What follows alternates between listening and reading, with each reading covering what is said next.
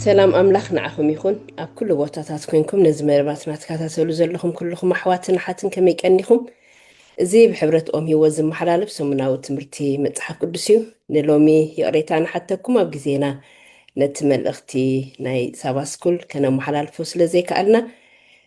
نلومي مبل شامناي تمرت سنبتنا خنتنع نسماين مدرن محبار كريستوس فيليب إنكولوسين زبل إنا خنتنع نلومون ሙሴ ሓውናን ህይወት ሓፍትናንያ ምሳና ዘለው ሙሴን ህይወትን ከመይ ቀኒኹም? እግዚአብሔር ይመስገን ጽቡቅ እግዚአብሔር ይመስገን። ብሓቂ ሓለው እንግስነቱ ናይ ተፈለየናን ምሕረት ኣምላኽ በዚሑልና እንደገና ብከምዚ ኣገልግሎት ኣብ ቅድሚ እግዚኣብሔር ክንቀርብ ስለ ዝኽኣልና ክብሪ ንዑ ይኹን እምበር ኣገልግሎትና ቅድሚ ምጅማርና ፀሎት ክንገብር ኢና እሞ ንፀሊ። ብሩኽን ቅዱስን ዘለኣለማውን ዝኾንካ ያው እግዚኣብሔር ኣቦና ፈጣሪና መድሓኒና ተመስገን ተመስገን ነመስግነካ ኣለና። ሕጂ እውን ምሳና ስለ ዝኾንካ ክትባርኸና ስለ ዝፈትኻ እግዚኣብሔር ኣምላኽና ኣብ መንጎና ተመላለስ። ነቲ ንገብሮ ዘበለ ኩሉ ጎይታ ስኻ ሓለፎ መንፈስ ቅዱስ ንዕድመካ ኣለና። ኣብ ማእከልና ኸውንካ ኩሉ ነገርና ክተፀብቆ ብዘይ ባእኻይ ንምልክዕን ብዘይ ባእኻይ ንፅብቕን ኢና እሞ ጎይታ ኣብ ማእከልና ተመላለስ። ንኣሕዋተይ ከዓ ብኩሉ ስኻ ተቆፃፀሮም ንሰምዖ ከዓ ልባቶም ክፈት። ክብሪ ንዓኻ ጥራይ ይኹን። እዚ ኩሉ ንፅሊ ብጎይታ ኣብ ኢየሱስ ክርስቶስ ሽም ኣሜን አሜን። ሕራይ እምበኣር ንሎም ንሪኦ ኣርእስቲ ልዕልና ክርስቶስ ዝብል መእተዊ ጥቕስና ድማ ኣብ መልእኽቲ ጳውሎስ ናብ ሰብ ቆሎሴ ምዕራፍ 1 ካብ ፍቕዲ 15 ሳብ 17 እዩ። ከምዚ ከዓ ይብል ንሱ መልክዕቲ ዘይርአ ኣምላኽ በኩር ኩሉ ፍጥረቱን እዩ። ኣብ ሰማያትን ኣብ ምድርን ዘሎ ዝርአን ዘይርአን ዝፋናት ኮነ ወይስ ጉይትነት ሕልቅነት ወይስ ስልጣናት ኩሉ ብኡ ተፈጢሩ ኣሎ እሞ ኩሉ ብኡኡን ንኡኡን እዩ ተፈጥረ። ንሱ ቅድሚ ኩሉ እዩ ኩሉ እውን ብኡኡ ቆይሙ ኣሎ እያ ትብል። እምበኣር ንሎሚ ድማ ጳውሎስ ናብ ሰብ ቆሎሴ ዝፀሓፎ መልእኽቲ ክንጅምር ኢና። ድሮ ኣብ ቀዳማይን ካልኣይን ትምህርቲ ገለ ቁሩብ ብዛዕባ መልእኽቲ ጳውሎስ ናብ ሰብ ቆሎሴ ርኢና ኣሎና። ኣብ ካልኣይ ትምህርቲ ናይ ሓሙስ መፅናዕትና ጳውሎስ ነቶም ኣብ ከተማ ቆሎሴ ዘለዉ ክርስትያናት ከም ዝፀለየሎም ኣፅኒዕና ኣለና። ኣብ ቆሎሴ 1 ካብ 9 ሳብ 12 ዘሎ ከነንብቦ ኢና። ኣብ ፍቅድታት 12 13 ጳውሎስ መንግስቲ ኣምላኽን መንግስቲ ሰይጣንን ኣብኡ ከመይ ገይሩ ከም ዘነፃፀሮ ክንርኢ ኢና። ንመንግስቲ ኣምላኽ ምስ ብርሃን ክነፃፀር ከሎ ንመንግስቲ ሰይጣን ድማ ምስ ፀልማት ከመይ ገይሩ ከም ዘነፃፅሮ እውን ኣብኡ ክንርኢ ኢና። ስለዚ እግዚኣብሔር ካብ ሓይሊ ሰይጣን ኣድሒኑ ኣባላት መንግስቱ ከም ዝገበረና ብየሱስ ድማ እግዚኣብሔር ኣቦ ሓጢኣትና ኩሉ ከም ዝሓደገልና ኣብ ቆሎሴ 1 ካብ ፍቅዲ 13 ሳብ 14 ዘሎ ክነንብብ ንኽእል ኢና። የሱስ ኣምላኽና እዩ። ንሱ ከዓ ፈጠረና፣ ንሱ ከዓ የድሕነና። ብየሱስ ምስ ንኣምን እግዚኣብሔር ድማ ካብ መንግስቲ ሰይጣን ሓራ ይገብረና። ኣባላት ስድራ ሰማይ ከም እንኸውን ድማ ይገብረና። እግዚኣብሔር እዚ ኩሉ እዚ ዝገብረልና በቲ የሱስ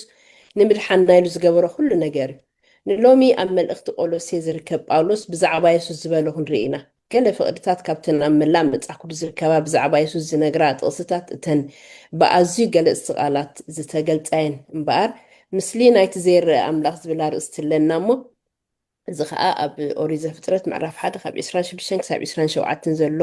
ጥቕሲ ብምንባብ ክንጅምሮ ኢና። ብዙሕ ጥቕስታት ኣለና። ኣብ ዘፍጥረት 5:3 ቀዳማይ ቆሮንቶስ 15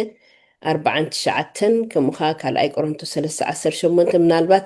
ኣብቲ ዝቕፅል መዘራረቢ ሕቶታትና ተንጥቕስታት ምስ ትብዎ ሓሳባት ተንጥቕስ ከተንብብዎን ትኽእል ኢኹም። ሕጂ ግን ኦሪት ዘፍጥረት ምዕራፍ 1 ካብ 26 ክሳብ 27 ዘሎ ጥቕሲ ከም መእተዊ ከነንብቦ ኢና እሞ ናብታ ጥቕሲ ነብል። ከንብባ ደኣኒ ሕረንሺ ኣምላኽ ከዓ ብመልክዕና ከም ምስልና ሰብ ንግበር ንዓሳ ባሕርን ንዕዋፍ ሰማይን ንእንስሳን ብዘሎ ምድርን ኣብ ምድሪ ለመም ንዝብልን ኩሉ ለመምታ ይገዝኡ 27 ይገዝኡ በለ። ኣምላኽ ድማ ብመልክዑ ሰብ ፈጠረ፣ ብመልክዕ ኣምላኽ ፈጠሮ፣ ተባዕታይን ኣንስታይን ገይሩ ፈጠሮ። ሕራይ ፅቡቅ ሂወት ሓፍተይ ኣምላኽ ባርኽኪ። ሕራይ እምባ ዘና ኣዲመ ዝዘርዘርኮን ጥቕስታት እሰን ምርኩስ ብምግባር ማለት እዩ። ካልኦት እውን ተወሳኺ ጥቕስታት ኣለዋና ኣብ ዕብራውያን 11 ኣብ ነፍሲ ወከፈን ዘሎ ዝተፈላለየ ትርጉም ኣብዘን ናይ መፅሓፍ ቅዱስ ንባብ ማለት እዩ። ናይ ምስሊ ዝብል ኣብኡ ኣሎ እሞ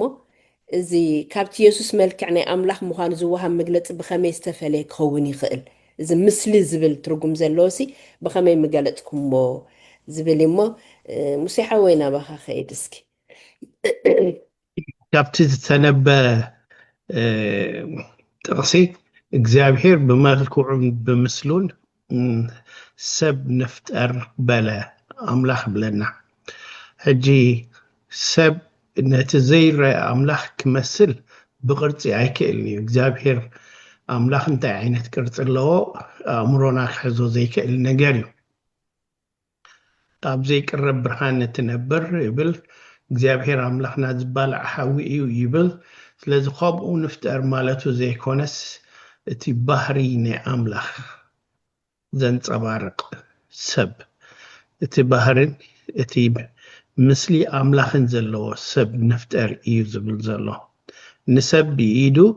ከም ዝፈጠሮ ርኢና ኣብቲ ዝተነበ ጥቕሲ ብኢዱ ቅርፂ ኣትሒዝዎ ነቲ ሰብ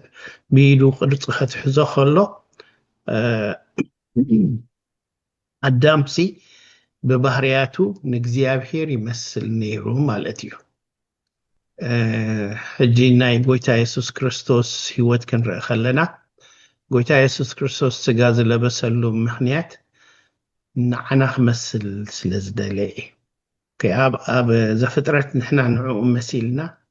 ኣብ ሓድሽ ኪዳን ከዓ ንሱ ንዓና መሲሉ ሕጂ ንዓና ክመስል ከሎ ግን ናትና ባህርያት ኣይኮነን ወሲዱ ናትና መልክዕ ናትና ቅርፂ ዘይኮነስኒ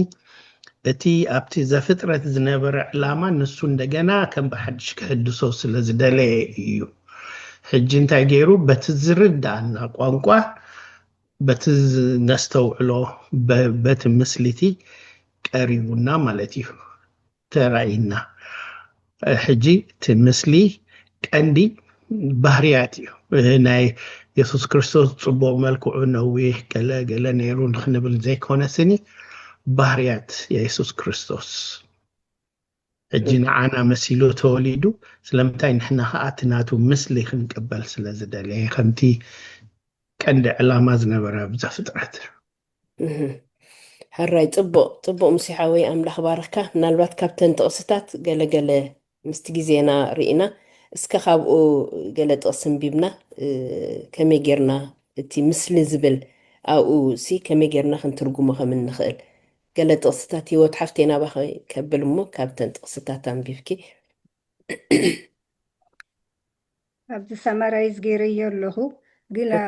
ከለና ኣብ ዮሃንስ ኣብ ተሰሎንቄ ኣብ ኩሉ ክንርኢ ከለና ክርስቶስ ናይ ኣምላኽ መልክዕ ከንፀባርቕ ወይ ጠባይ ከንፀባርቕ ከም ክገብር ከም ዘለሱ ናይ ዓለም ናይ ህይወት መድሕን ከም ዝኾነ ናይ ህይወት እንጀራ ከም ዝኾነ ኣነ ብርሃን ዓለም የብል እንደገና ኣነ ሕያዋይ ጓሳ የብል ኣነ ትንሳኤን ህይወትን የብል ኣነ ኣቦይን ከዓ ሓደ ኢና ኣነ ኣብ ኣቦይ እውን ከም ዘሎ ይነግረና ቅድሚ ኣብርሃም ከም ዝነበረ ጎይታ ኣብ ርእሲኡ ድማ ኢየሱስ ዋላ እኳ ወዲ ኣምላኽ እንደተባሃለ ዝፅዋዕ እንተኾነ ብሓቂ ክርስቶስ ፈጣሪ እዩ ምስ ኣምላኽ ነይሩ እዩ ስለዚ እቲ መልክዕ ኣምላኽ ክርኤና ድኽእልሲ ክርስቶስ ጥራይ እዩ በቲ ናይ ህይወቱ ምንፅብራቕ በቲ ናቱ ጠባይ ምክንያቱ ቅድሚ ዓለም ምፍጣሩ ጎይታ ኣብኡ ነይሩ እዩ ክርስቶስ እቲ መለኮታዊ ሓይሊ ኣለዎ ግን ከተዓርቐና ኢሉ ድሓር ክንመፆ ኢና ከምዚ ሙሴ ክትብሎ ዝፀናሕካ እምበር እቲ ናቱ መልክዕ ከንፀባርቕ ድኽእል በቲ ናይ ጎይታ ጠባይ ድፈልጦ ዝነበረሉ እዩ እሞ ብኡ ጌርና ኢና ክንርድኦ ንኽእል ንሕና በቲ ናይ ከምቲ ሰባት ብዙሕ ግዜ ዝብሎ ጎይታ ከም ጨካን ጎይታ ከም ሓያል ጎይታ ከም ገፋዒ ዝብሎ ናይ ክርስቶስ ህይወት ኣርኢና እዩ ብዚ መሬት ጎይታ እቲ ናይ ጎይታ መልክዕ በቲ ናይ ክርስቶስ ህይወት ተንፀባሪቑ ፈቃር ምዃኑ ለዋህ ምዃኑ ርሕሩሕ ምዃኑ ኣምላኽና ንኩሉ ከም ዝፍቅር ከም ዘየዳሉ እቲ ናቱ ነፀብራቕ ኣርኢና እዩ ብሓፂሩ እንድሕር ክንገልፆ ኮይና ቅድሚ ፍጥረት ዓለም ባዕሉ ፈጣሪ ከም ዝነበረ ጎይታ እዩ ብሓቂ ዝነግረና ደረድዓና ድሕራይ ክንገልፆ ስለ ዝኾና ብሰፊሑ ክንገልፆ ኢና ጥቡቅ ኣምላኽ ባርኽኪ ህይወት ሓፍተይ كان توسخي مش كم تطلع تنفهم يسوسنا تزير أخن رئيو خاخي إلو ناي يسوسي اتين عايز رأيه يبت نبو رأيه كم زبل أو ونجلي يوحنس 14 تشعته كالون أب إبراوين دحرئناون ناي كبرو يبت اتي كبر أملاخ نتأبرع مخانو خا اتي حسب أملاخ كم زلوا ويكاتي حسب أملاخ كم زسمع زجبر بحر أملاخ دما كم زرعي زجبر خا كنرئي نخلينا مالتي زيادة إنما أنا خنرئينا حجون أب ماتيوس مسيحاوي يكتب يا أبزي حنت نيشتك وسخلا أدم نمجمر يجزي عينه خفت كله እግዚአብሔር አበፍንጭው ትንፋስ ኡፍ በለሉሞ ሰብኪያው ኮነ ዝብለና አዳም ዓይኑ ክፍት ከብል ካሎ መጀመሪያ ዝረአዮ እግዚአብሔር አምላኽ እዩ ሕጂ ኢየሱስ ክርስቶስ ነቲ ዝጠፍአ ምስሊ ክትክእ መፅዩ እቲ ሕጂ ንሕና ንኢየሱስ ክንርኢ ከለና ንኣብ ከም ዝረኣና እዩ ኣብ ዕብራውያን ከም ዝብሎ ምዕራፍ 1 ቁፅር 3 ንሱ ናይ ክብሩ ነፀብራቅን ቅርፂ ባህርዩን ከሎ ኩሉን ብሓይሊ ቃሉ ፀይሩ ከሎስ ንምንፃሕ ሓጢኣትና ምስ ገበረ ኣብ ላዕሊ ኣብ የማን ግርማ ተቐመጠ ስለዚ እቲ መጀመርያ ኣዳም ዝረኣዮ ነገር ክትከኣልና ኢየሱስ መፅዩ ዓይኑ ክኸፍት ከሎ ኣዳም ዝረኣዮ መልክዕ እግዚአብሔር ኣምላኽ ኢየሱስ ክገልጾ ናብዚ ምድሪ መፅዩ حراي طبق مسيحاوي ካልእ ስለምንታይ ኢየሱስ ብፉሉይ ንኣቦ ክገልጽ ኽኢሉ ዝብል እውን ኣለና ስለዚ እንታይ ንበልኩም ኣብዝኸ ሚት ኣለኽ ህይወት ኦኬ ምክንያቱ ከም ጎይታ ገይሩ ድፈልጦ የሎና ኣምላኽ ከምታ ዓንቶይ ቀዲመ ክዛረቦ ፀናሕኩሲ ጠባይ ኣምላኽ ይፈልጥ እዩ ስራሕ ኣምላኽ ይፈልጥ እዩ ብቐረባ ብሓንሳእ ኮይኖም እዮም ዝሰርሑ ነይሮም ስለዚ ብቐረባ ክፈልጦ ድኽእል ጎይታ እዩ ምክንያቱ እሱ ባዕሉ እዩ ካልእ ካብ ጎይታ ንላዕሊ ክገልፀልና ይክእልኒ ትድረኣዮን ዝሰምዖን ዝገብሮ ዝነበረን ክነግረና ናይ ግድን እዩ ምክንያቱ ከምታ ዓንቶ ይድበልክኾ ኩሉሲ እሱ እዩ ኩሉ ብዘይ ብኡ ዝተገብረ ነገር የሎን ዝርአን ዘይርአን ከምታ ዓንቶ ይደንበብክዮ ኩሉ ዝፈጠረ ኣምላኽ እዩ እሱ ከዓ ምስኡ እዩ ስለዚ በቲ ናቱ ህይወት ገይሩ ዘርአየና ናይ እግዚኣብሔር ጠባይ ክንሪኦ ይንኽእል ኢና ንሕና በዚ ሓጢኣተኛ ስጋና ንጎይታ ክንሪኦ ይንኽእልና ግን ጎይታ እዩ ኣብ ክንድኡ ኮይኑ ክንሪኦ ንኽእል ጠባይ ዘንፀባርቐልና ከምታ ዓንቶ ይድበልኮ ንዓይ ዝረአየን ኣምላኽ ረአየ ስለዚ ዶም ክንሪኢ ከለና ፊልጶስ ይመስለኒ ጎይታ ርኤና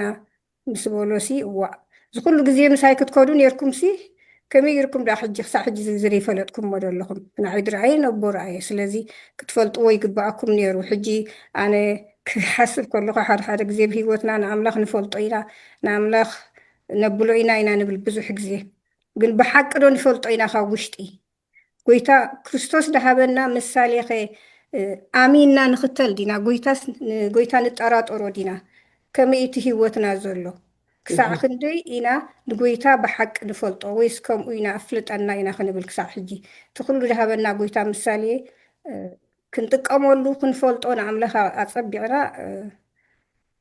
ጸሎተይን ትምኒተይን ኣሜን ኣሜን ህይወት ሓፍተይ ሕራይ ተን ጥቕስታት ዋላ ኸነንብበን እሞ እተን ማቴዎስ ምዕራፍ 11:26-27 ወንጌል ዮሃንስ 1:1-2 ሓሊፍና 14:18 ዘለዋ እሞ ነንብበን ምናልባት ሓገዝ ክኾናና ክእለን ዘን ጥቕስታት እዚኣተን ኣቐዲማ ህይወት ኣንቢባተን ነራ ሕጂ ከዓ ደገፍ እንተኾናና ንሰማዕቲ ከዓ ብሩህ ክኾነሎም ምእንታን እሞ ሙሲሓወይ ናባኻ ኸይድ እስኪ እንታይ ንበል ካብዚአን ስለምንታይ ያ ማቴዎስ 1:27 ማቴዎስ 11 ድያ ማቴዎስ 11:27 ንቕሬታ ኦኬ ፅቡቅ ኣብ ማቴዎስ 10 መፅሓፍ ቅዱሰይ 27 ካብ ኣቦይ ኩሉ ተዋሂቡኒ ኣሎ ንወዲ በጀካ ኣቦ ሓደ እኳ ዝፈልጦ የልቦን ነቦ ከዓ ብጀካ ወድድ እቲ ወዲ ክገልፀሉ ዝፈቱን ዝፈልጦ የልቦን ይብል ኣሎ ኢየሱስ ክርስቶስ ከምቲ ኣብ ዕብራውያን ዘንበብናዮ ርግፅ ምንፅብራቅ እቲ ህያው ኣምላኽ እዩ ሕጂ ንሕና ብስጋ ቅርፂ ናይ ስጋ ስለ ዝሓዘ ከም ሰብ ንሪኦ ኣለና ኣብኡ ዘሎ ነገራት ኩሉ እቲ ዝገበሮ ዝሰርሖ ስራሕ ክንርኢ ከለና ግን ንሱ ሓደ ከም ዝኾነ ምስ ጎይታ እዩ ሕጂ ኩሉ ክነንብቦ ይንኽእል ኢና ዮሃንስ ወንጌል ምዕራፍ 8 እንድሕር አንቢብናዮ ኣብኡ እታ ምዕራፍ ክነንብባ ከለና ምስቶም ፈሪሳውያን ተመላሊሱ ይሕቶ ሓትዎ መልሲ ህቦም ሕቶ ሓትዎ መልሲ ህቦም ኣብ መጨረሻ ቅድሚ አብርሃም ኣነ እየ ኣብታ ትግርኛ ኣነ ነበርኩ ስለትብል ቁርብታ ትርጉም እንታሽሚ ትብል ኣነ እየ ክብል ከሎ ኣምላኽ ምዃኑ እዩ ዝገልጸሉ ኣብ ናይ እንግሊዝ before Abraham I am እጅታ I am ትብል ብካፒታል ተጻሒፈን ዘለዋተን ክልተ ቃላት ሕጂ ምዕራፍ 8 ክንርኢ ከለና ኢየሱስ ምስ ኣቦኡ ምስ ኣምላኽ ሓደ ከም ዝኾነ እዩ ደጋጊሙ ገሊጹ ሕጂ እቲ ከምኡ ምግባሩ ንገሊኦም ሰባት ናይ ስሕተት ትምህርቲ መእተዊ ገይርዎ ንኣብነት ኢየሱስ ስጋ ስለ ዝለበሰ ገሊኦም ከም ነቢይ ጥራይ ይርእይዎ ገሊኦም ካብዞም ካልኦት ሰባት ካብቲ ናትና ባህሪ ልዕል ዝበለ ቅርፂ ባህርያት ዘለዎ ግን ኣምላኽ ዘይኮነ ኢሎም ዝምህሩ ብዙሓት ሰባት ኣለዉ ገሊኦም በኽሪ ፍጥረት ስለ ዝበለ ፍጡር እዩ ዝብሉ ኣለዉ እዚ ኩሉ ጌጋ እዩ እግዚኣብሔር ግን ሓደ ዕላማ ነይርዎ ንዓና እቲ ዝጠፍአ ርክብና ምስኡ በቲ ዝርዳእና ቋንቋ ክነግረና ደልዩ በቲ ነስተውዕሎ ቋንቋ ከረዳእና ስለ ዝደለየ ስጋ ለበሰ ሕጂ ስጋ ለበሰ ክንብል ከለና ማርያም ሲ ዝነበረ ወሊዳ እምበር ሓድሽ ፍጥረት ኣይኮነትን ወሊዳ ዝነበረ ስጋ ለቢሱ ኣብ ማህፀና ድቂ ኮይኑ ሓዲሩ ቆልዑ ክውለዱ ከለዉ ኩላትና ክንውለድ ከለና ፍቃድ ኣቦና ኣደን እዩ ኦኬ ኢየሱስ ግን ስጋ ክለብስ ከሎ እቲ ዝነበረ እዩ ስጋ ለቢሱ ስለዚ ዮሃንስ ወንጌል ምዕራፍ 8 ምናልባት ኩልና ድሓር ተንቢብናያ ብዙሕ ክንርእየላ ኢና ስለዚ እግዚኣብሔር ነዚ ዝገበረሉ ምክንያት ብጎይታ ብኢየሱስ ክርስቶስ ገይሩ እንደገና ፊት ንፊት ክቐርበና ስለ ዝደለየ እዩ ንዓይ ዝረኣየ ነቦ ረኣየ እንድሕር ኢሉ ከምቲ ኣዳም ዒንቱ ክፍት ከብል ከሎ ነቦ ዝረኣየ ንሕና ከዓ ንጎይታ ንኢየሱስ ክርስቶስ ክንርኢ ከለና ነቦ ርኢና ሕራይ ጥቡቅ ኣምላኽ ባረኩም ብተደጋጋሚ ኢየሱስ ክርስቶስ ዝጥቀመሉ ዝነበረ ኣዘራርባ ነይሩ ኣነ እናበለ ኣነን ጌራ ሂወት እየ ይብል ኣነ ብርሃን ዓለም እየ ይብል እታ መሰረታዊት ዝኾነት ከዓ ኣብ ዘፀኣት ምዕራፍ 3 ፍቅዲ 14 ዘላ ከዓ እቲ ዘለኹ እየ ዘለኹ ዝብል ከዓ ኣሎ እዚ ሙሉእ መረጋገፂ እዩ እግዚኣብሔር ሲ ንኣቦ ክገልፆ ከም ዝኽኣለ ንሱ ኣምላኽ ኮይኑ ብስጋ ተገሊፁ ንኣቦ ክገልፆ ከሎ ኣነ እናበለ ከዓ ከርእየና ከሎ ኢና ንርኢ ብዝያዳ ክንመፆ ኢና ሕጂ ብዛዕባ እቲ በኽሪ ፍጥረት ዝብሎ ሙሴ ሓዊ ኣልዒልዎ ፀኒሑ ነይሩ እንታይ እዩ እቲ በኽሪ ኩሉ ፍጥረት ክብል ዝኽኣለ ሃዋርያ ጳውሎስ እንታይ ክገልፅ ደልዩ ዝብል እንድዩ ሕጂ ኣብ ቆሎሴ ክንርኢ ኢና ምዕራፍ 1 ካብ ፍቅዲ 15 ሳብ 17 ዘሎ ከነንብብ እሞ ናብቲ ዝቕፅል ክንከይድ ኢና ቆሎሴ ከንብባይ ኣነ ከምዝካኣት ሕራይ ተውፅኺ ኣንብብያ ሂወታ ቆሎሴ ምዕራፍ 1 ካብ ቁፅሪ 15 ንሱ መልክዕ እቲ ዘይረአ ኣምላኽ በኽሪ ኩሉ ፍጥረት እውን እዩ ኣብ ሰማይን ኣብ ምድርን ዘሎ ዝረአን ዘይረአን ዝፋናት ኮነ ወይስ ጎይትነት ሕልቅነት ወይ ስልጣናት ኩሉ ብኡ ተፈጢሩ ኣሎ እሞ ኩሉ ብኡ ንኡን እዩ ተፈጥረ ንሱ ሰጋዓው ኣያ ደንብባምሽ 17 ንሱ ከዓ ቅድሚ ኩሉ እዩ ኩሉ እውን ብኡ ቆይሙ ኣሎ ጥቡቅ እምበር ጳውሎስ ንየሱስ በኽሪ ኩሉ ፍጥረት ኢሉ ክፅውዖ ከሎስ እንታይ ምክንያታዊ እዩ ዝህብ ዘሎ ኣብዘን ጥቕሲ እዚአን ወይ እንታይ ክብል ደሊዩ ደሎ ዝብል እሞ ሙሴ ሓውያ ልዒልካ ፀኒሕካ እንዲኻ ናባኻስ ክኸይድ ንሱ መልክዕ እቲ ዘይረአ ኣምላኽ በኽሪ ኩሉ ፍጥረት እውን እዩ ክብል ከሎ በኽሪ ስለ ዝበለ ብዙሓት ሰባት ንየሱስ ፍጡር እዩ ይብሉ ዝብሉ ሰባት ኣለዉ ብዙሓት ዘይኮኑ እዚ ከዓ ዓብዪ ጌጋ እዩ እንድሕር የሱስ ፍጡር ኮይኑ ቀዳማይ ከድሕነና ኣይክእልኒ ፍጡር ንፍጡር ከድሕን ኣይክእልኒ ስለምንታይ የሱስ ምእንታና ክስዋዕ ዝከኣለ ሂወት ክህበና ዝኽእል ንሱ እዩ ስለምንታይ ንሂወት ዝፈጠረ ንሱ እዩ ስለዚ የሱስ ፈጣሪ እዩ ፈጣሪ ስለዝኾነ ከድሕን ይኽእል እዩ ሂወት ዝህብ ስለዝኾነ ከድሕን ይኽእል እዩ ስለዚ እንታይ ይብል ኣሎ ንሱ ቅድሚ ኩሉ እዩ ኩሉ እውን ብእኡ ቆይሙ ኣሎ ሕጂ ናብ ዮሃንስ ወንጌል እንተተመለስና ፅቡቅ ይመስለኒ ምዕራፍ ሓደ ቃል ብመጀመርታ ነበረ እቲ ቃል ድማ ኣምላኽ ነበረ ፒሪድ ሕጂ ናብ ካልእ ከይከድና ቃል ብመጀመርታ ነበረ እቲ ቃል ድማ ኣብ ኣምላኽ ነበረ ቃል እውን ኣምላኽ ነበረ እዩ ዝብለና ዘሎ ፍጡር ኣይኮነን እቲ ፍጡር ምዃኑ ስጋ ምልባሱ ንዓና ክብል ሕጂ በኽሪ ክብል ከሎ ቅድም ዝተወልደ ቅድም ዝተፈጥረ ስለ ዝኾነ ይኮነን ኣብቲ ትምህርቲ ሰንበት ብዙሕ ተገሊጹ ኣሎ ንእስራኤል በኽሪ ውሉደይ እዩ ይብል ንኤፍሬም ከም በኽሪ ይርእይዎ ንዳዊት ኣብ መዝሙር 89 ከም በኽሪ ኢኻ ኢልዎ ዳዊት ሕሳስ ልደይ ነይሩ ናይ መወዳእታ እዩ ነይሩ ንይስሐቅ ከም በኽሪ ወሲድዎ ቅድሚ ይስሐቅ ተወልደ እስማኤል እዩ ነይሩ ንያዕቆብ ድሓር እስራኤል ዝተሰምየ በኽሪ ኢኻ ኢልዎ ግን ብምውላድ እንድሕሪኢና በኽሪ መን እዩ ኤሳው እዩ ካብ ደቂ ያዕቆብ በኽሪ መን እዩ ሮቤል እዩ ራይት ግን የሱስ ካብ ይሁዳ ተወሊዱ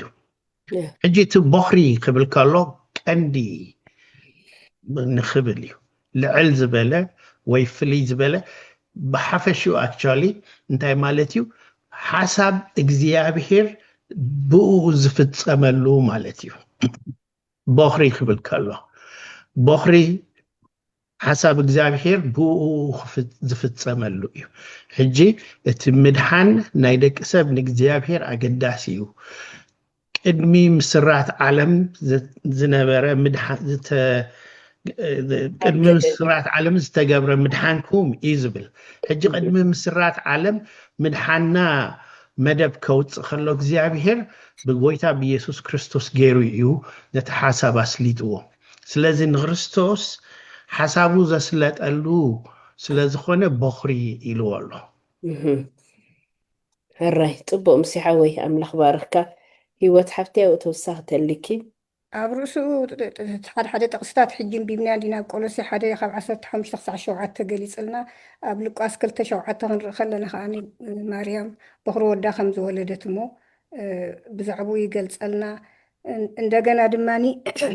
የሱስ ፈጣሪ ብናይ መድሓኒ ቅድሚ ኩሉ ዝነበረ ዘሎን ዝመፅእን እቲ ኩሉ ነገር ዝፈልጥ ኣምላኽ ከም ዝኾነ ኣብ ርእሲኡ እቲ ቀንዲ ብዚኣ ከተኩረላ ዝደሊ ከዓኒ እቲ ብዛዕባ ብኹርና ክንዛረብ ከለና ሲ ኣብ በብ ገዛውትና እውን ንፈልጦ ኢና ብርግፅ ብኹርናት ካብ ዓብዪ ናብ ታሕቲ እንዲበቲ ስጋዊ ክንሪኦ ከለና ግን ከዓ ምስ እግዚኣብሔር ዘለዎ ርክብ ምስ እግዚኣብሔር ይራኸብ ነይሩ ፅኑዕ ዝኾነ ተጣበቐ ርክብ ነይርዎ ምስ ኣምላኽ ሕጂ እቲ ኣብ ናይ ስጋ ክንሪኦ ከለና ሓደ ግዜ ከምዚ ሕጂ ሙሴ ክትዛረቦ ዝፀናሕካ እግዚኣብሔር ዳሓርዮን ሰብ ዳሓርዮን ሓደ ይኮነን ምክንያቱ እቲ ርክብ ዓብ ተራ ኣለዎ ሕጂ ቶም ስድራ ሓደ ግዜ ዋላ ክሰምዖም ከለካ ንዕኦም ድሰማምዖም ከምቲ ናቶም ጥባዮም ድኸዶም ሰብ ኣሎ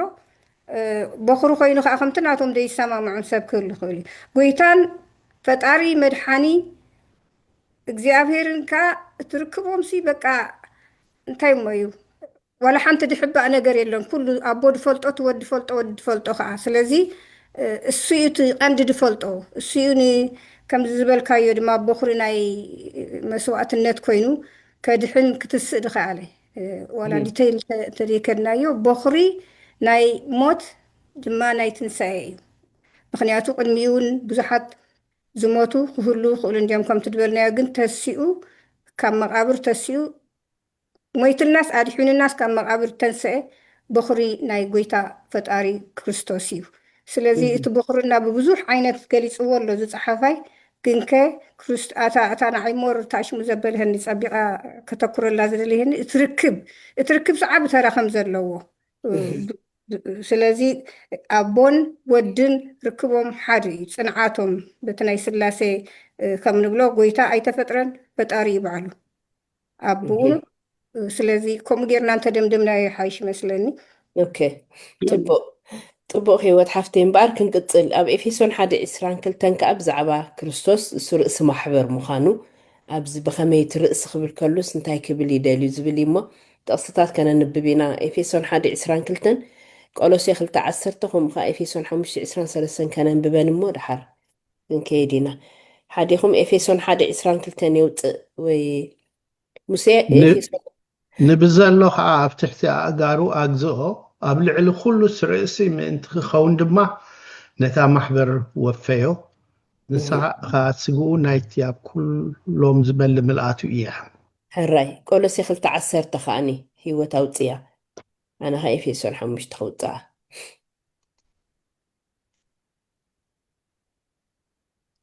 ميت الله هو حفتي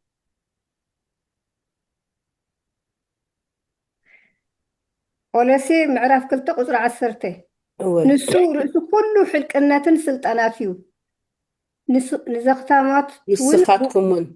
نسخاتكم من بقو تملئكم اللهم قصر الراي عسرته هو عسرت ترى حمشت عسران سلسن كايفيسون تايتبل أو سير كمتي كريست أو تيال له خنببا كمتي كريستوس رأس محبر زخنة نسو مدحان سجو خاء أيو سب أي كا رأس سبيت يومو أتنا نسي كم نقول تاجر كنو سبوت كنت أززو أو ميبل سلازي أبزن فقدتها تزي إن يسوس رأس مخانو يززارب زلو رأس خبيل كله انتي مالوتيو أولوس بزعبا يسوس رأس محبرو إلو أب إفيسون تتغيسو زلو خاء بيبني لنا مو كم زخنة خزارب كلوس انتي مالوتيو سكي هيوت أبقى خلق أتسلسك رأسي خبها كله بحسيو مراحي مالتيو كريستوس مراحي ناي تمحبريو مخنياتو السو كله كفؤن صبغن زفلت أملاخ سلازخاني مراحي لعلو كله رأس كله بزح جزي عبدت أصلات كان بو خلنا حجيتا كمت كريستوس رأس محبر دخاني كم خاني تنانستن سوقت كنا خبرا قال زبر على اللوجن مراحي دعلم بر باريان جيلان كفلال دلي كونن سلاز كريستوس بتفقرو نتا محبر كمرحة رأسو لعلو كله جيرو بتعبيت كفينش أحد يكونس مرحنات ناي كريستوس كمهر كرد بصبغ مقد خم دخانو خفون صبغن كمي كم دخانو نخفلتو دمر حالو مراحي ردائي مالتيو بر كستاي مالتا يكونن مراحي رأسي أوكي رأسي بزح جزي رأسنا عندحر تقريصنا منم فانكشن كم دي نقبر اتأكلنا خابة دي مرح عندحر دي بلو واقا يبلون مالتيو سلازي كريستوس نايتا محبر مراحيو ብዙሕ ጥቕስታት ኣሎ ክንዛረብ ንኽእል ኢና ግን እቲ ብሰናይ ኣብ ሓንቲ ጥቕሲ ደንበብክዋ ኣብዚኣ እንታይ ኣላ ሕጂ ንብዘሎ ድማ ኣብ ትሕቲ እግሩ ኣግዝኦ ኣብ ልዕሊኡ ኩሉ ንርእሱ ክኸውን ድማ ነታ ማሕበር ወፈያ ይብል ብሰናይ ዘበለ ኩሉ ፍረ እናፈረይኹም ብፍልጠት ኣምላኽ እናዓበይኹም ብኩሉ ንእግዚኣብሔር ባህ ከም ዘብል ጌርኩም ድማ ንፅልለና ይብል ኣብኡ ንፅልለና ምክንያቱ ነቲ መራሒ ዝሃበኩም መምርሒ ክትክተሉ እንድሕር ክኢልኩም እሲኡ ክንዛረብ ዘለና ኣብቲ መሪሕነትን መራሕትን ክንርኢ ከለና እቲ መራሒ ርጉም መራሒ ክህልወካ ክእል እዩ ግን ብክርስትና ሂወት ክንሪኦ ከለና እቲ ሓቀኛ መራሒ እቲ ሕያዋይ ጎሳሱ እዩ እቲ ጎሳ ነተን ኣባጊዕ ከመይ ገይሩ እዩ ድሕልወን ከይጠፍኣ ወይ ከዓኒ ኣራዊት ከይበልዐን ድሕልወን ርእሲ ኩሉ መራሒ ኮይኑ ርእሲ ኩሉ መራሒነት ከዓ እንድሕር ብሓቂ ፈሊጥካዮ ከዓ እቲ ዝበለካ መራሒ ብእምነት ክትስዕቦ ከም ዘለካ እዩ ንሕና ኣብ ሂወትና ክርስቶስ እዩ መራሒና እንተ ደኣ ናይ ክርስቶስ መገዲ ክንክተል መሪፅና ዝበለፀ ሂወት ኣለና ማለት እዩ ምክንያቱ ኢየሱስ ሞይቱልና ኣድሒኑልና እንደገና ተስዩ ሕጂ እውን ክመፅእ እዩ ግን እንታይ እዩ ትናህና ተራኸ ነቲ ሕያዋይ ገዛ ነቲ ሓቀኛ መራሒ ዲና ንኽተል ወይስ ብነብስና ተኣማሚና በቲ ንሕና ንፈልጦ ጥራይና ክንከይድ ከምኡ እንድሕር ኮይናኻ ውድቀት ከም ዘስዕበልና እዩ ፅቡቅ ሂወት ሃፍተይ ኣምላኽ ባረኪ ሙስሓወይ ምናልባት ትብሎ ተሊካ ኣብዚ ትምህርቲ ሰንበት 7 ነጥብታት ኣለዋ እንዴን ኩሉ ሰብ ወይ ሓንቲ ሃገር መራሒ ድልያ ሓደ ዓሌት መራሒ ድልዮ ወይ ሓደ ጉጅለ መራሒ ድልዮ ታሻውዒት ነጥቢ ኣብ ቀዳማይ ቆሮንቶስ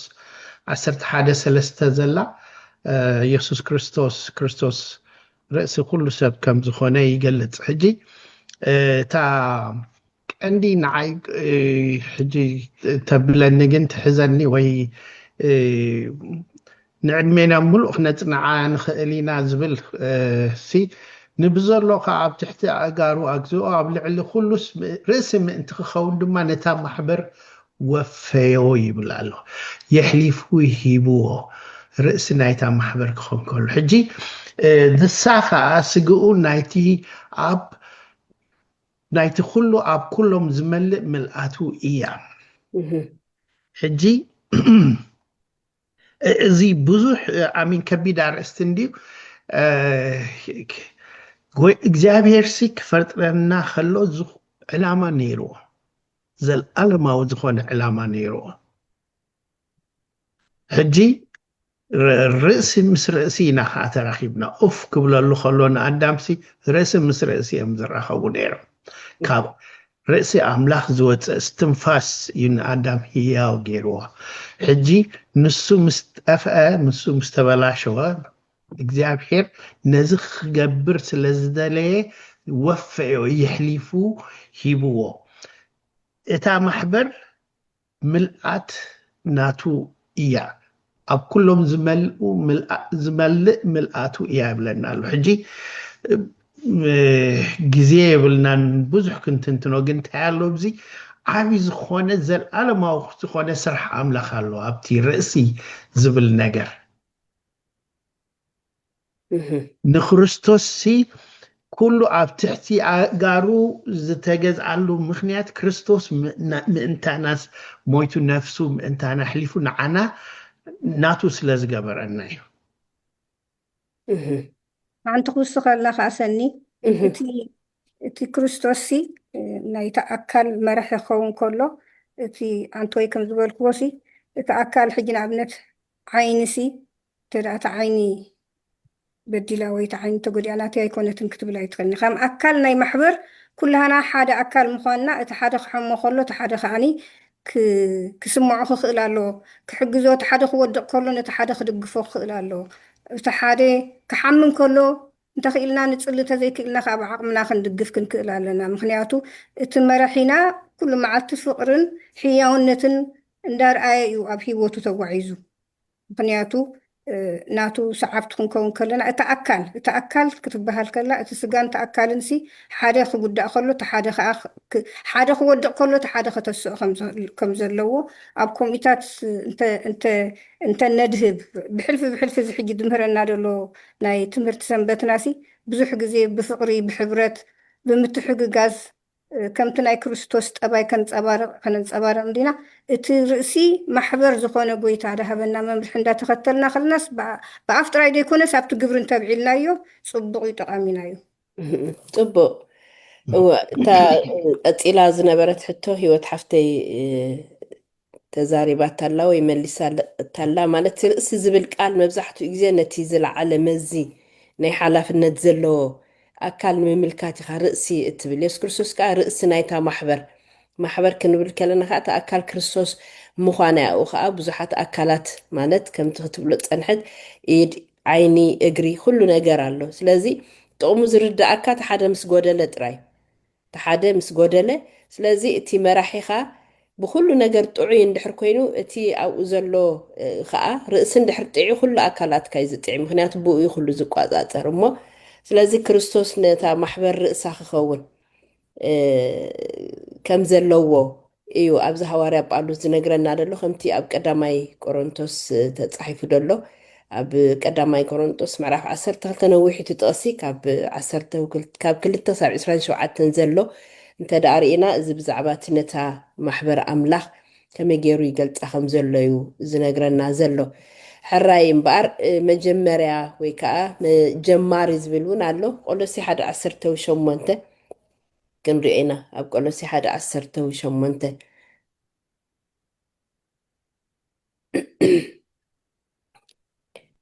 እንድሕር ደይውፃኽማ ነውፅየ ኣለኹ ከንብባየ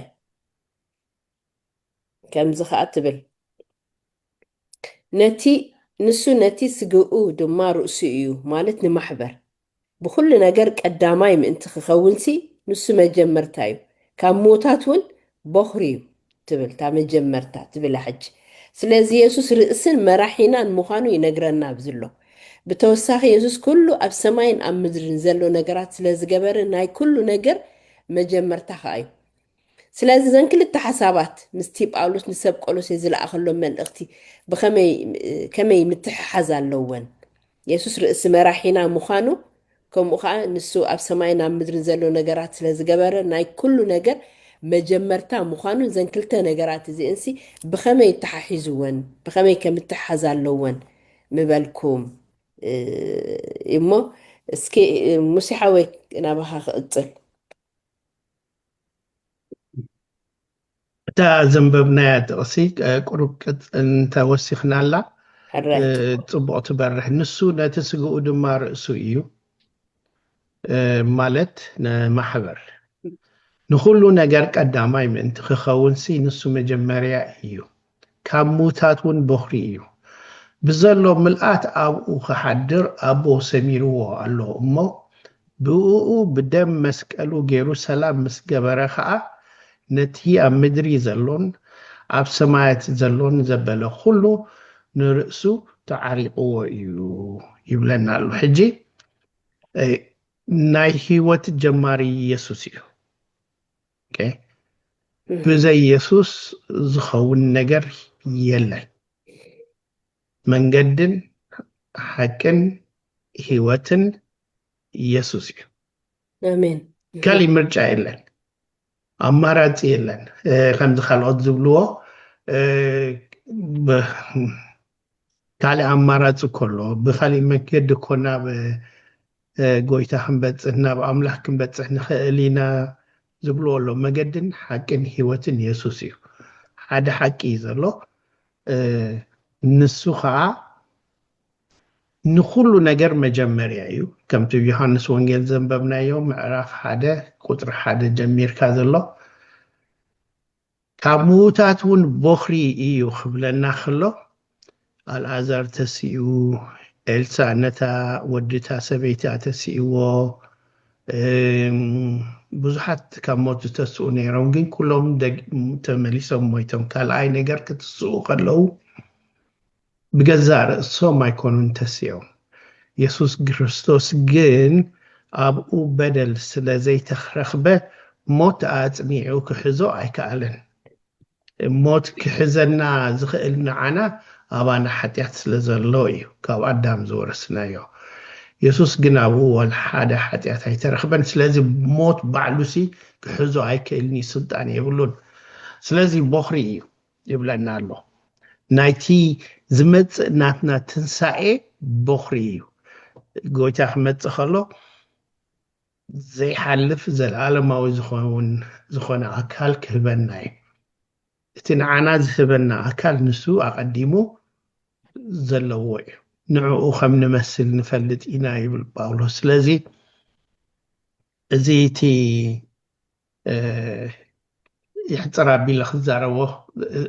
إذا تقصد زناقرنا زلو تبو مسعوي هالراي هيوتا نباخ تلسكا እንታይ እሞ ነዚ ኣኽምል ላዕላስ ብደንብ ገይሩ ገሊፅዎ እንድዩ እቲ ከነስተብህለሉ ዘለና ግን እቲ በኽሪ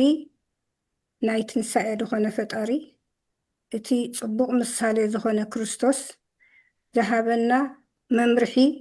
ቃል ኣምላኽ ዝነግረና ብምሉእሲ ከምቲ ዓንተወይ ድበልክዎ እቲ ዝመጽእ ክመጺኡ ኣይክብንካ እዩ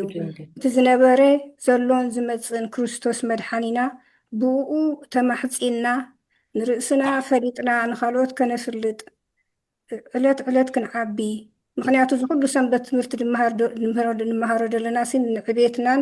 ንፍልጠትናን ስለ ዝኾነ ስቂልና ንርእስና እውን ሒዝና የኸፍ እንተልና ዋጋ የብሉን ምክንያቱ ከነፍልጥ ኣለና ብሓደ ነገር ኣብዚ ሕጂ ናይ ብዛዕባ ናይ ርእስናይ ማሕበር ክንዛረብ ፀኒሕናሲ ሓደ ግዜ ብዙሕ ብስጋዊ ንብዙሓት ሰባት ኣብ ልዕልነት ከለዉ ኣብ መሪሕነት ከለዉ ብዙሕ ግዜ ኢና ነምልኾም ንፈርሖም እቲ ንፈልጦ ኣምላኽና ግን እንደውም ብዖመይ ኣብ ሓደ ነገር ጌድዮን ንዛረብ ነይሩ ንኣምላኽ ሰዓታይ ኢልና ኢና ንፅውዖ ኣታ ክትብሎ ከለኻስ ነቲ ሰብሲ ተኽብሮ ኣለኻ ብሓፂሩ ማለት እዩ ከም ካብ ባህሉ ናብ ባህሉ ክፈላለ ክእል እንድዩ ግን ንክርስቶስ ብጣዕሚ ስለነፍቅሮስ ከም ኣታ ኢልና ኢና ንፅውዖ ምክንያቱ ፍጹም ኣምላኽ ስለ ዝኾነ እሞ ከዓ ፍጹም ርሕሩሕ ስለ ዝኾነ ኤቭሪ ታይም ድሕር በዲልናስ ናብኡ ክንከይድ ከለናሲ እቶም መራሕቲ ናይ ዝኾነ ዋላ ኣብ ንሰርሓሉ ቦታታሲ ክንጋገ ከለናሲ ምሕረት ዘይብሎም ሰባት ፀጋ ደሂቡኻ ግዜ ንክትመሓየሽ ደሂቡኻ ሰባት ኣለዉ ክርስቶስ ግን ፀጉኡ ነዊሕ ስለ ዝኾነ በቲ ፅቡቕ ትምህርቱ መሪሕና በቲ ፅቡቕ ትምህርቱ ኣርኣያ ሂብና ክነሱ እንደገና እውን ክንደክም ከለና ንኣብነት ብሓጢኣት ሰንኪ እዩ ዝኩሉ ከምቲ ሕጂ ተበልና ጎይታ ፍጹም ገይሩ ነዚ ዓለም ፈጢሩዋሲ ንሕና ዓና እውን ከምኡ እዩ ፈጢሩና ግን በቲ ተጨማለቐ ሓጢኣት ምክንያት ድማ እንደገና ወዲቕና እንደገና ከዓ ክርስቶስ መይቱ ድሒንና እንድዩ ነቲ ተገበረልና ዋጋሲ ዋጋን ፈዘዛን ከይንሪኦ ነዚ ዓብ ፀጋዚ ናይ ምሕረት ኣፍ ደገ ከይተዓፅኦ ከሎ ንርእስና ፈሊጥና ንኻልኦት ኣፍሊጥና ኣብ ድሕነት ክንበፅሕ ኣምላኽ ሓግዘና ኣሜን ኣሜን ብሓቂ ማለት ከምዚ ክትብልዎ ፀናሕኩምሲ እቲ ርእሲ ወይ ከዓ እቲ መጀመርታ ዝብላ ቃላሲ ከም ዝመስለኒ ዝተሓሓዛ እየን ክልቲአን ክፈላለኻ ክትርእየና ይትኽእልን ኢኻ ግን እታ ንመጀመርያ ግዜ መፅሓፍ ቅዱስ መጀመርታ ዝብል ቃል ዝተዛረባ ኣብ ዘፍጥረት ሓደ እያ ኣምላኽ ብመጀመርታ ዝብል እሱ መጀመርታ ምዃኑ ኣምላኽ ክፈጥር ከሎ እሱ መጀመርታ ሰማይን ምድርን ፈጠረ ኢየሱስ ርእሲ ሰብኣውነት ናይ ማሕበርን ዝኾነ ስጋ ብምልባሱ ጥራሕ ዘይኮነስ ንሱ ከዓ ፈጣሪ ስለ ዝኾነ እዩ ስለዚ ብክልተ ወገን ክተሓሓዛ ከም ዝኽእላ እውን ካብዚ ናይ ቆሎሴ እታ ርእስን መጀመርታን ዝብላሲ ክልቲአን ኣብ ሃዋርያ ጳውሎስ ክገልፆ ከሎስ ኣተሓሒዙ ዝፈላለየን ከምዘየለ ምዃኑ እዩ ኣብዚ ዝገልፅ ዘሎ ሓራይብቲ ናይ መወዳእታ ክንከይድ ኢና ምስ ኣምላኽ ብሰላም ምንባር ዝብል እዩ ቆሎሴ 1 ካብ 19 ሳብ 20 ዘሎ ጥቕሲ ከነንብቦ ኢና ቁፅሪ ክንደይ ቆሎሴ 1 19-20 ብዘሎ ምልኣት ኣብኡ ክሓድር ኣቦ ሰሚርዎ ኣሎ እሞ ብኡ ብደም መስቀሉ ገይሩ ሰላም ምስ ገበረ ከዓ ነቲ ኣብ ምድሪ ዘሎን ኣብ ሰማያት ዘሎን ዘበለ ኩሉ ንርእሱ ተዓሪቕዎ እዩ ሳብ 20 እታ ሰላም ትብል እያ ሕጂ ምስ ኣምላኽ ብሰላም ምንባር ዝብል እዩ ስለዚ ምስ ኣምላኽ ብሰላም ንምንባር ብዛዕባ መስቀል ሕጂ ክንሓስብ ኢና መስቀል እዩ ሰላም ዝህብ እሞ መስቀል እንታይ ሓገዝ ወይ ከዓ ክድግፈና ይኽእል ወይ እንታይ ደገፍ ወይ ሓገዝ ሂቡና ምስ ኣምላኽናስ ብሰላም ንምንባር ዝብል እሞ ናብ መንኩም ይኸይድ ናበይ መስለኒ ሕጂ ሕራይ ሂወታ ብዛዕባ መስቀል ክንዛረብ ከለናሲ እንታይ እቲ መስቀል ትርጉሙ መስቀልሲ እንታይ እዩ እንደውም ከንብብ ከለኹ ዓንተ ወይሲ እቲ መስቀልቲ ቨርቲካል ን ሆሪዘንታል ላይን ድብል ኣሎ ምስ ኣምላኽ የተዓርቐና ምስ ነንሕድሕድና እውን ከምኡ የተዓርቐና መስቀልሲ ዓብ ትርጉም ዘለዎ እዩ ንኣመንቲ ምክንያቱ ከምታ ዓንተወይ ተዛረብክዋ ጎይታ ፍጹም ገይሩ ፈጢሩና ከሎሲ ዓሚፅና ሓጢኣት ጌርና ናይ ሰይጣን ዘረባ ሰሚዕና ኣብዚ ኩሉ መከራ ንሪኦ ዘለና በፂሕና ግን ጠፊእና ከይተረፍናን ከዓ ብመስቀል ከዓ ጎይታ እቲ ኩሉ መከራን ሽግርን ረኺቡ ንዓና ክብል ተፀፊዑ ጥፊሎምሉ ብእሸኽ እቲ ኩሉ ከም ታዋርያ ጳውሎስ ባሞ ይድብሎ ነበረ ከምቲ ዘጋጠሞሲ እቲ ናይ ጎይታ እኳ ክንዲ ናይ ጎይታ እኳ ተደይረኸበ እሱም ብግዚኡ ተፈቲኑ እንድዩ ከም ግለሰብ ሲ እቲ ጎይታ ዝረኸቦ ፈተናታት ሲ መስቀል ኢልና ክንዛረብ ከለናስ እቲ ምስጢር ናይ መስቀል ኣፀቢቑ እንተዝርዳእና ፅቡቅ እዩ ምክንያቱ ፓስተር ስኮራ ምናልባሽ ትፈልጥዎ እንተሊኹም ብዙሕ ግዜ ብዛዕባ እዚ ፅድቂ ናይ ሃይማኖት ፅድቂ ብሃይማኖት ክምህረና ከሎሲ እቲ ክርስቶስ ዝገበሮሲ ሕሉፍ ድኾነ እዩ ንዘይግባኣና ብፀጋ ዲሑንና ኣይግባኣናን እኳ እዩ ነይሩ ሓጢና ሃለና ክንዳ ሓጢኣትናሲ መስቀል ተሰቂሉልና ተሸንኪሩልና መስቀል ትግባኣና ድዩ ኣይኮነን ፀጉኡ ስለ ዝበዝሓልና እዩ ብዙሕ ግዜ ሰባት ክብድሉና ከለዉ ነቲ ዕፅፊ ድርብ ክንከፍሎ ኢና ንፅዕር ግን ናይ ጎይታ ፍቅሪ ብመስቀል እተገብረልና ዓብይ ህያብ ዓብ ትርጉም ኣለዎ እሞኒ መስቀል ምስ ጎይታ ምስ ተፈጣሪና ባዕሉ እንደገና እውን ብሰላም ክንነብር ብሰላም ምንባር ድመስሎ ካብኡ ዝዓቢ ነገር የለን ግን ነቲ ሰላም ንቕበሎ ዲና ነቲ ተዋህበና ብነፃ ተዋህበና ሰላም ንዒቕና ክንመርፅ ከለና ደጊመ ደጋጊመ ዛረበ እቲ ምርጫ ኣብ ናህና ሂወትና እዩ ስለዚ ትርጉም መስቀል ክርዳኣና ክርስቶስ ክሳዕ ክንደይ ከም ዘሕለፈልና ንዘይግባኣና ካልእ ክግባኣና ክንዲ ኣብ ዘይግባኣና ሲ ምሕረት ናይ ኣምላኽ በዚሑልና እሞ መስቀል ንረዳእ እዩ ፀቢቕና ትርጉም መስቀል ብዙሕ ብዝተፈላለየ እምነታት ብዛዕባ መስቀል ንዛረብ ኢና ግን እቲ ሓቀኛ መስቀል ሲ እንታይ ኣትርጉማ ከመይ ይኸት ተገበረልና ዓብ ሞያ ንዕኡ እንተደኣ ንዒቕና ምርጫና ህና እዚኣ ፅቡቅ ሂወት ሓፍተይ ሙሲሓዊ ኣብዚ ኣብ መስቀል ከዓ ብተወሳኺ ኢየሱስ ኣብ መስቀል ቅድሙ ነፍሱ ምውፃእ እንታይ ኢሉ ተፈፀመ ኢሉ ሕጂ ተፈፀመ ክብል ከሎ እቲ ክገብሮ ዝመፀ ዕላምኡ ወቂዑ ሽትኡ ወቂዑ ዕዳና ተኸፊሉ ሓፂሩ ዕዳና ተኸፊሉ ሰይጣን ከዓ ተሳዒሩ ሰይጣንን ኣገልገልቱን ከዓ ተሳዒሮም ሕጂ ተፈፀመ ክብል ከሎ ንሕና ነፃ መንገዲ ረኺብና ማለት እዩ ትኽ ኢልና ናብ ኣቦ ክንቀርብ ንኽእል ኢና ከምቲ ቀደም ኣምላኽ ዝመደቦ ኣዳም ነፃ ርክብ ዝነበሮ ምስ ኣምላኽ ከምኡ ነፃ ዝኾነ ርክብ ክህልወና ጎይታ ኢየሱስ ኣብ መስቀል ሞይቱ ተፈፀመ ኢሉ ንሱ ጥራይ ዘይኮነስ ሰላም ገይሩ እንድየ ትብል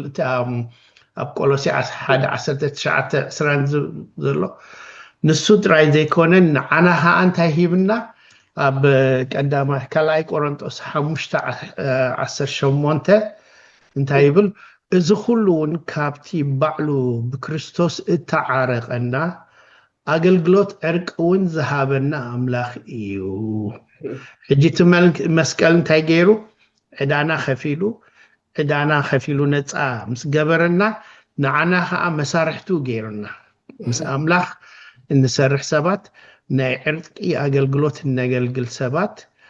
ገይሩና ሕጂ እቲ መስቀል ዝገበሮ ዓብ ነገር እዚ እዩ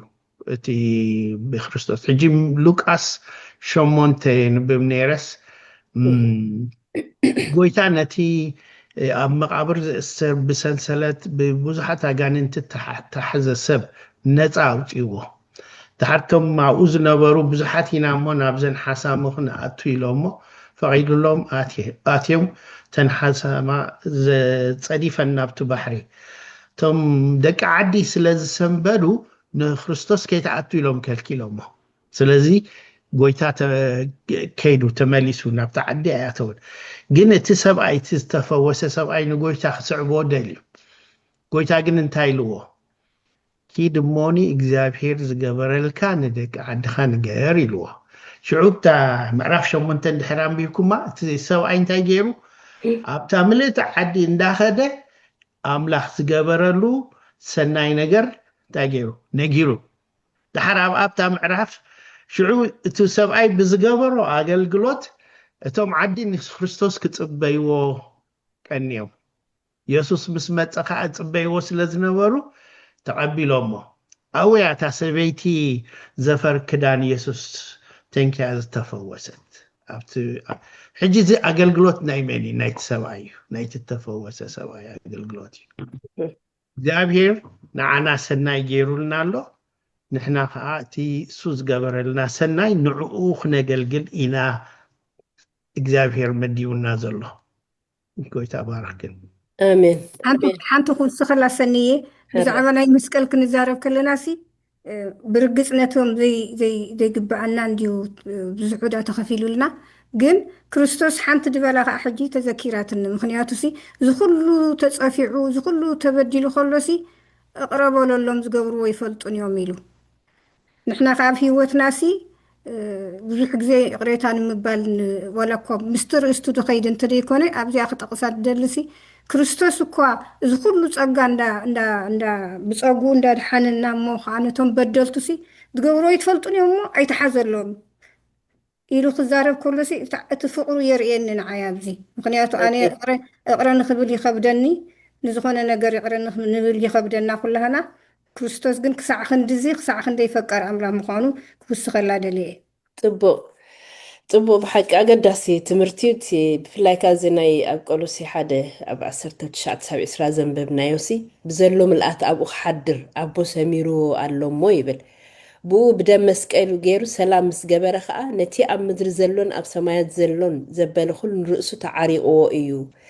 ይብል ስለዚ ብርግፅ ኣምላኽ እንታይ እዩ እቲ ብዘሎ ምልኣት ኣብኡ ክሓድር ደልይዎ ዘሎ ከምቲ ኣብ ወንጌል ዮሃንስ ዘሎ ወንጌል ዮሃንስ 1:14 ሲ